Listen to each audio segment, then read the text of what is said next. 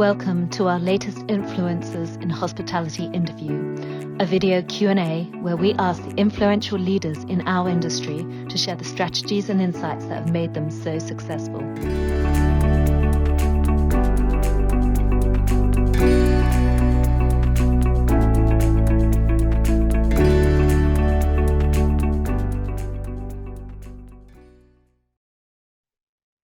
Marco, welcome to Influencers in Hospitality.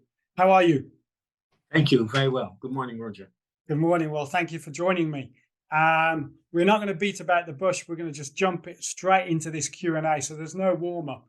Now, you've provided significant advisory to Value Retail, which just happens to be one of the largest collections of shopping villages in the world.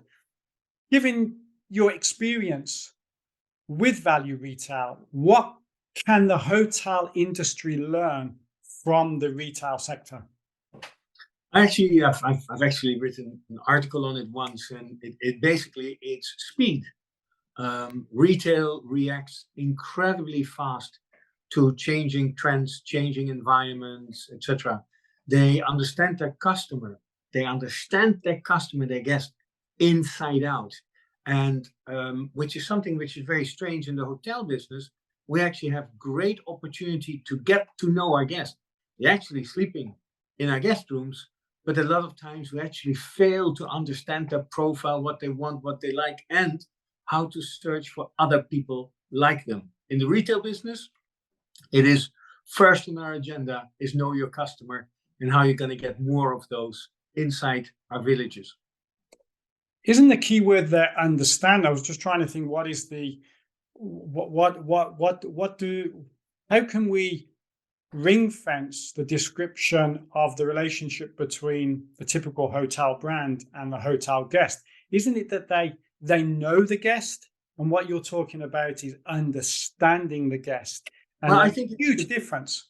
I think it is know your guest intimately. And I think that is where a change has occurred after COVID. The fact is that you have to intimately know your guest, understand what drives them, understand why they come and visit to you, understand what their family situations is, really start understanding them in depth on an intimate level in order to make sure you can actually market to them and provide experiences and services that are better, because the expectations have changed since COVID. Mm-hmm, mm-hmm.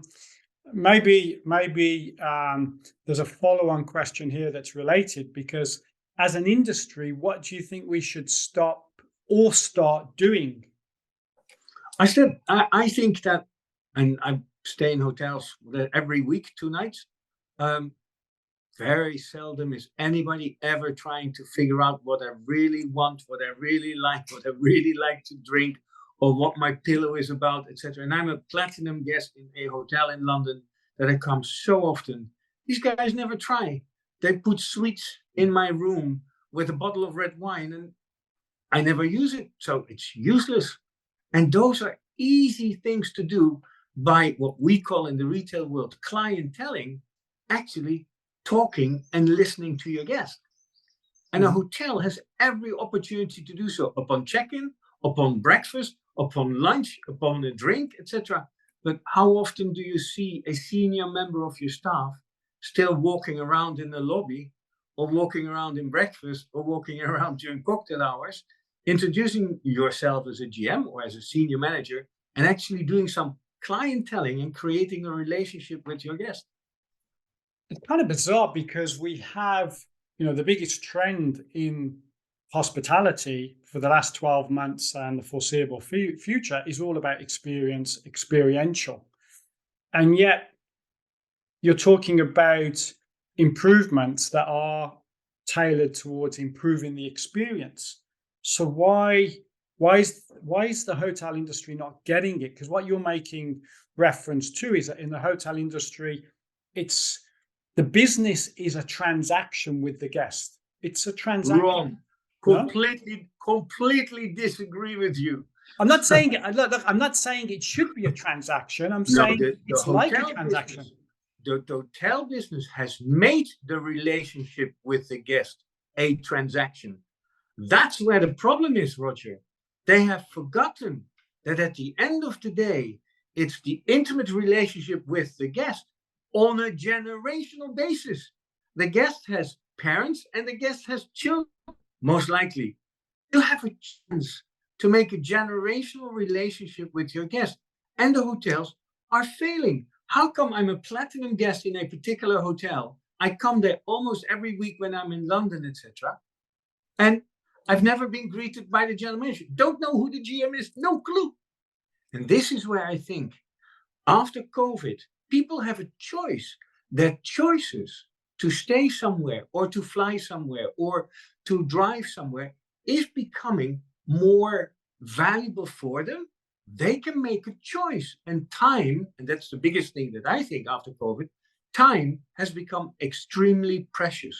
And hotels have people staying in them, putting their head down, taking showers, eating, etc. You have every opportunity to get to know your guest intimately. And I think we're failing there. So let's look into the foreseeable future. And if possible, can we look to the next 5 years? God, I don't know if we can, the way that the world is changing, the way that technology is changing.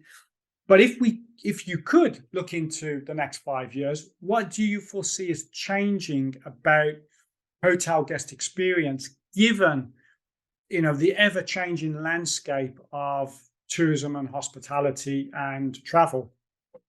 Well, first of all, I agree with you. Looking 5 years ahead, impossible. I think anybody that is still putting a business plan together for 5 years is crazy, because you never know how the world is changing, and it's changing so rapidly. It's unbelievable.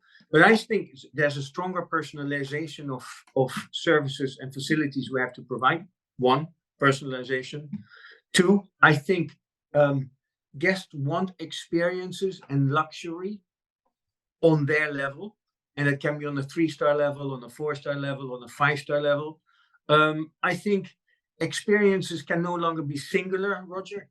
I don't think it's one experience only. The experiences, especially in resorts and destinations, have to become multiple.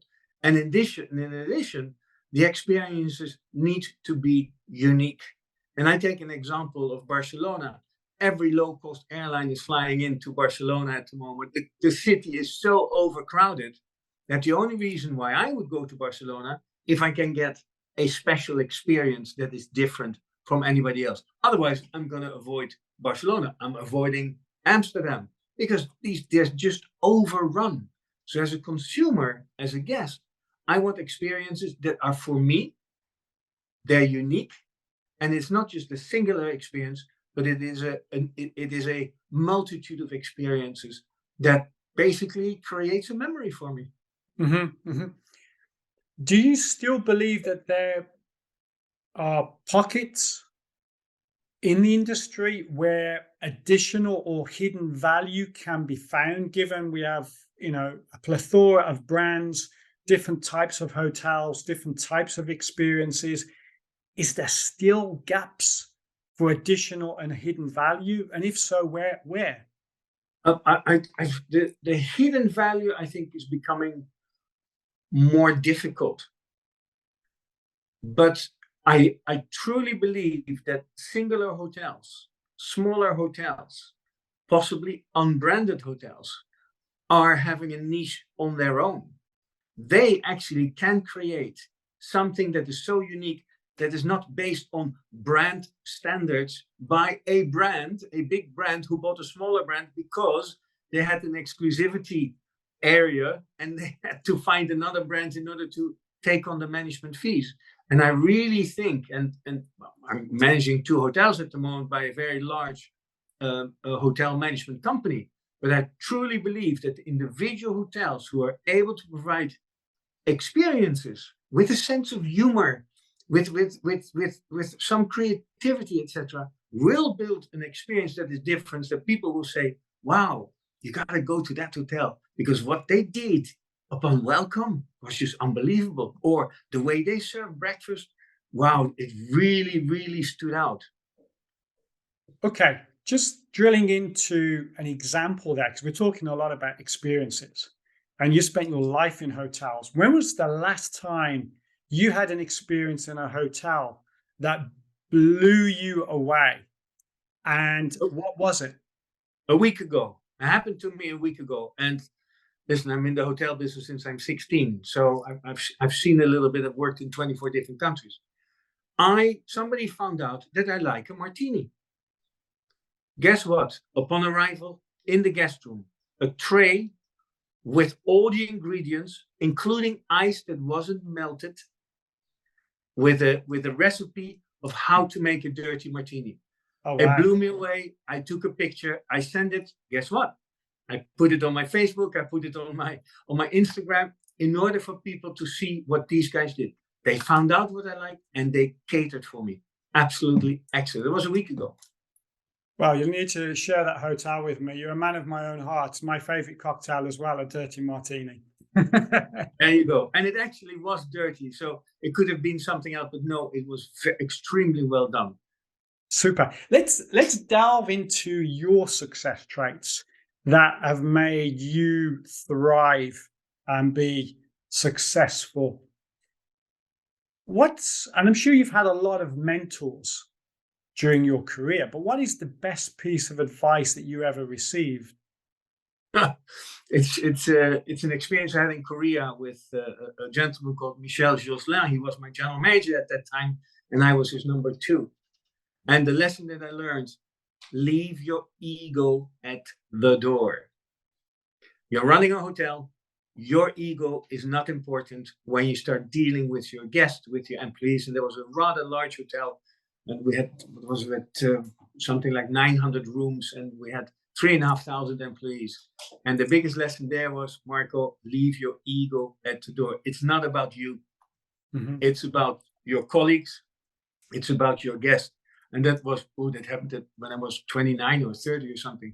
And that was a real, a real thing. And the other thing that I think was important, even earlier, because I started my job as a bellboy in a seaside resort in Holland. And the owner of the business says, Marco, you got to listen to your guest. And I was a bellboy.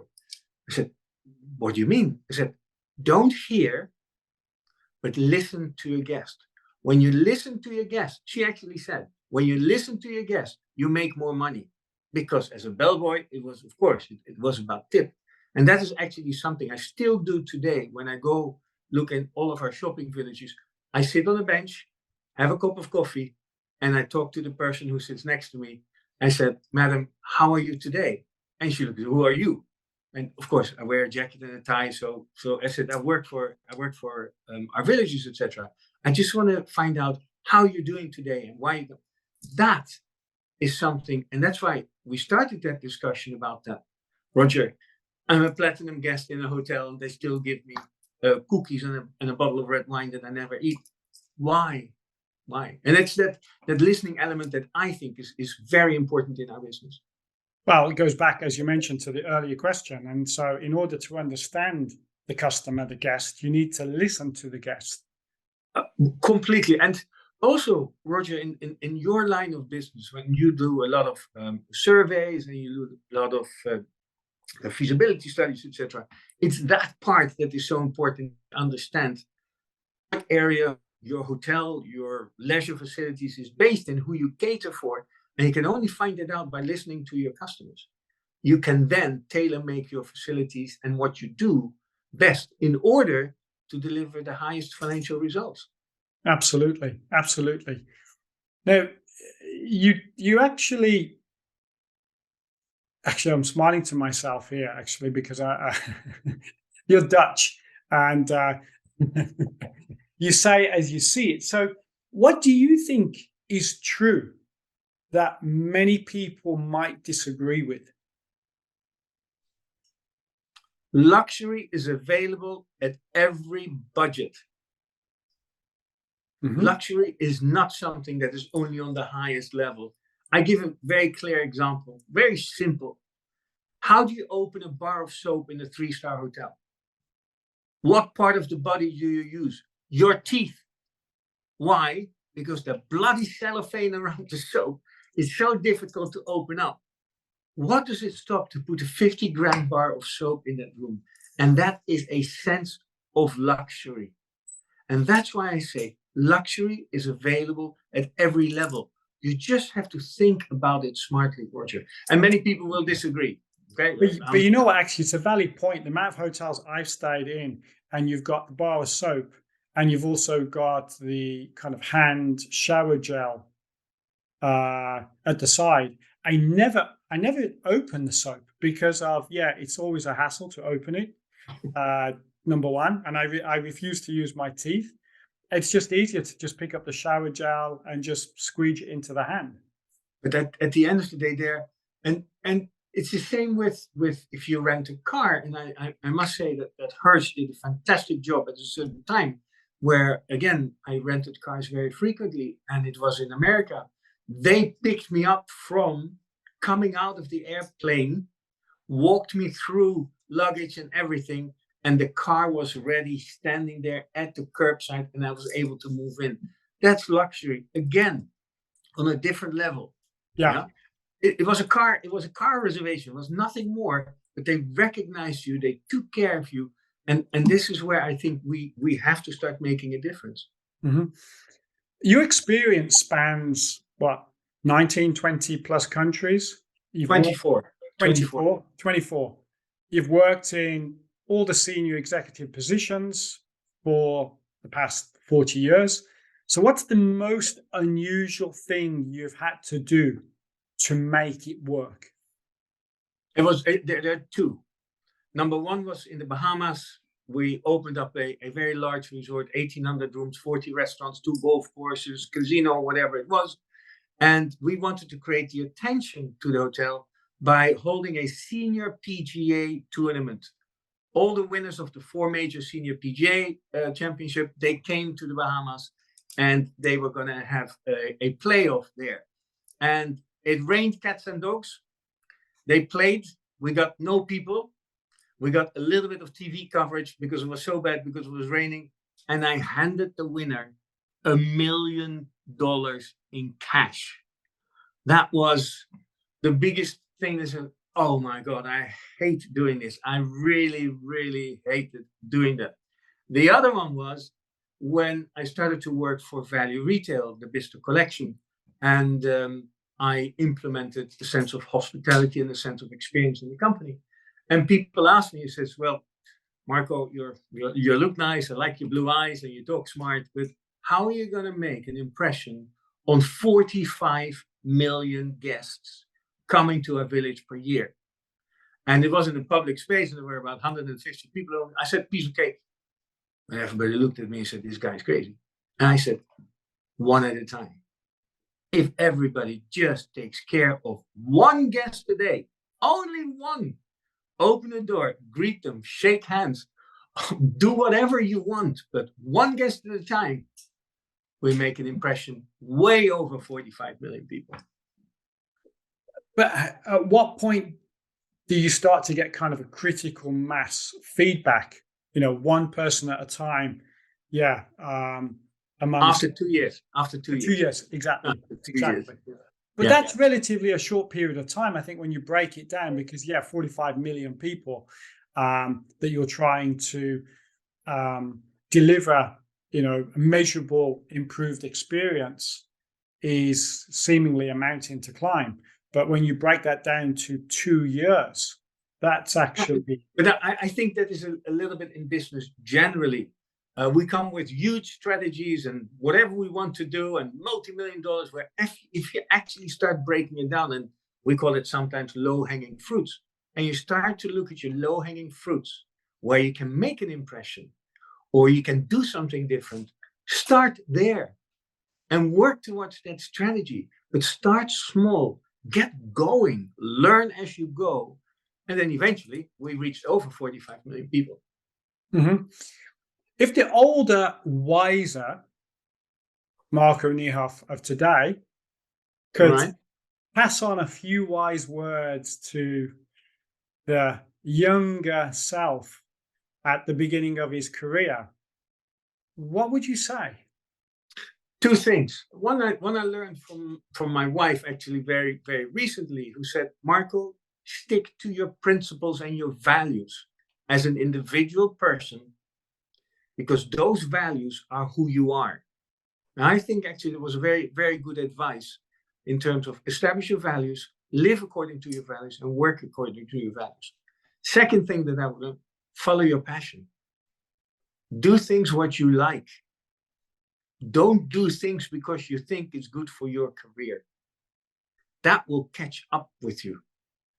Follow your heart, follow your soul, follow where your passion is, and your career will move along. On that note, Marco, it's been great talking to you. Thank you for giving up your Saturday morning. And thank you again for joining me on Influencers in Hospitality. Very welcome, and thanks for having me, Roger. Much appreciated. Thank you.